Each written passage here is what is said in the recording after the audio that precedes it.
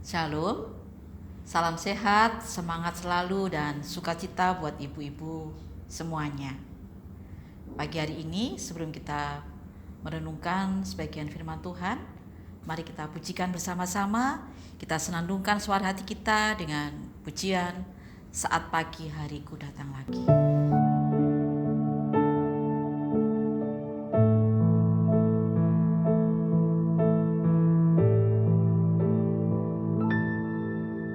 Saat pagi hari ku datang lagi menghadap Tuhan dan rendahkan diri, mengucap syukur buat hari yang Kau beri, memuji Tuhan dengan segenap hati. Saat pagi hari ku datang lagi menghadap Tuhan dan rendahkan diri, mengucap syukur buat hari yang Kau beri,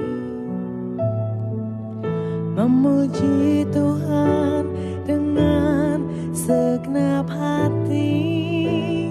Ku sembah Kau, Allah Maha Kudus. Ku tinggikan Allah Maha Tinggi.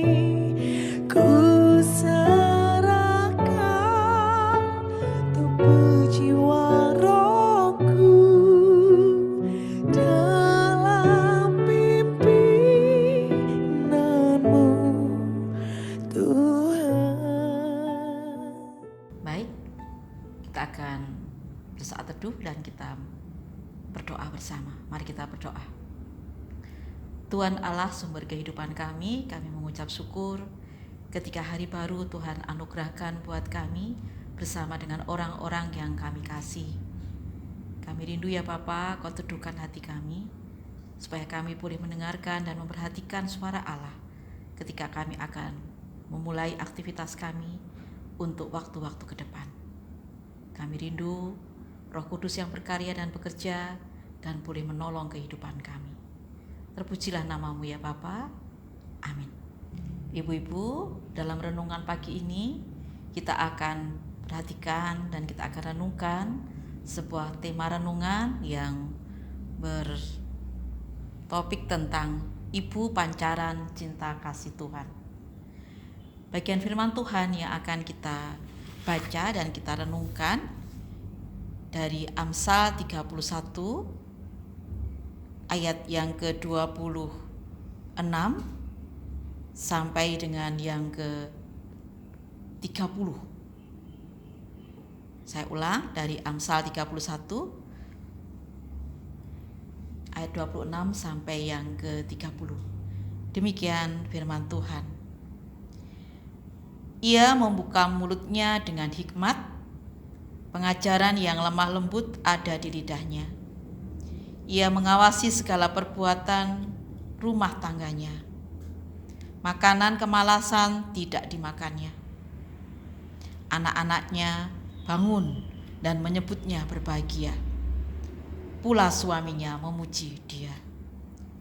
Banyak wanita telah berbuat baik, tetapi Kau melebihi mereka semua. Kemolekan adalah bohong dan kecantikan adalah sia-sia. Tetapi istri yang takut akan Tuhan dipuji-puji. Bagian firman Tuhan ini terambil dari sebuah perikop yang berjudul Puji-pujian untuk istri yang cakap. Ibu-ibu yang dikasihi Tuhan, siapakah kita? Yang pasti kita adalah kaum wanita, seorang ibu. Lalu ada sebuah pertanyaan, kita ibu yang bagaimana? Banyak orang mengatakan sosok ibu adalah identik dengan kecantikan, dengan kelemah lembutan, dengan kasih sayang. Bahkan ada pula orang yang mengatakan dengan sebuah istilah superwoman, ibu yang perkasa, yang kuat. Itu adalah sebuah deskripsi atau gambaran dari sosok seorang ibu. Tetapi ada pula yang mengatakan bahwa ibu menurut saya adalah sosok orang yang pertama dalam hidupku. Ibu adalah lentera hidupku. Ada pula yang mengatakan bahwa ibu adalah peraut pensil dan penghapus hidupku. Agak sedikit aneh ya. Ada pula yang mengatakan ibu adalah role model bagi hidupku. Dan mungkin masih banyak lagi pendeskripsian atau penyebutan tentang sosok ibu. Ibu-ibu yang dikasihi Tuhan, itulah kita. Itulah keberadaan kita, yaitu sosok seorang ibu. Saya jadi teringat dengan sebuah sajak yang berjudul Perempuan-Perempuan Perkasa. Sebuah puisi yang luar biasa yang ditulis oleh seorang penyair yang bernama Hartoyo Andangjaya. Saya akan cuplikan syair yang dibuat oleh Hartoyo Andangjaya. Bagaimana gambaran tentang seorang perempuan bagi dia? Saya akan bacakan. Perempuan-perempuan perkasa yang membawa bakul di pagi buta. Siapakah mereka? Mereka ialah ibu-ibu berhati baja, perempuan-perempuan perkasa. Bahkan dikatakan di dalam puisi ini, perempuan-perempuan dengan akar-akar yang melata dari tanah perbukitan turun ke kota.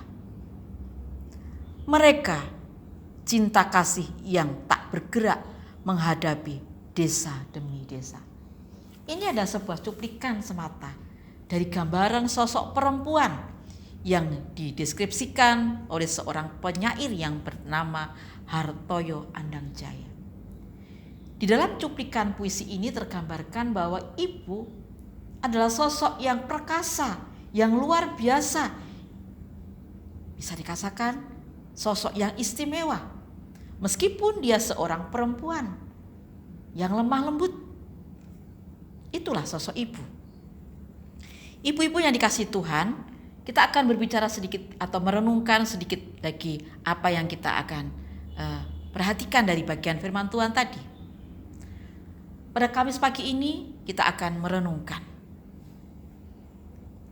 Apakah kita hanya sebatas itu? Kita punya natur seorang ibu yang juga tidak bisa lepas dari keberadaan kita dengan anugerah ilahi, yaitu seorang anak. Ada gambaran ibu, dipastikan ada gambaran seorang anak. Itu natur seorang ibu yang tidak bisa dilepaskan. Ibu-ibu yang dikasihi Tuhan, di depan tadi adalah gambaran secara umum tentang keberadaan seorang ibu. Lalu, apakah kita hanya sebatas itu? Sebatas cantik, sebatas lemah lembut, sebatas perkasa, atau apapun yang tersebutkan di sebelumnya. Ada bagian firman Tuhan yang akan kita renungkan tadi. Saya akan ulang pada ayat yang ke-28. Anak-anaknya bangun dan menyebutnya berbahagia. Pertanyaannya, apakah dipastikan anak-anak kita berbahagia seperti katakan firman Tuhan tadi? Ibu-ibu yang dikasihi Tuhan, Tuhan mengendaki kita bukan sekadar menjadi sosok seorang ibu yang tergambarkan seperti di awal tadi. Tetapi Tuhan mengendaki kita punya satu hal yang istimewa. Apakah itu? Yang membuat orang-orang di sekitar kita, anak kita, pasangan hidup kita berbahagia. Bagaimana membuat mereka berbahagia? Ada satu gambaran firman Tuhan yang luar biasa yang akan kita bisa perhatikan. Pada ayat yang ke-30.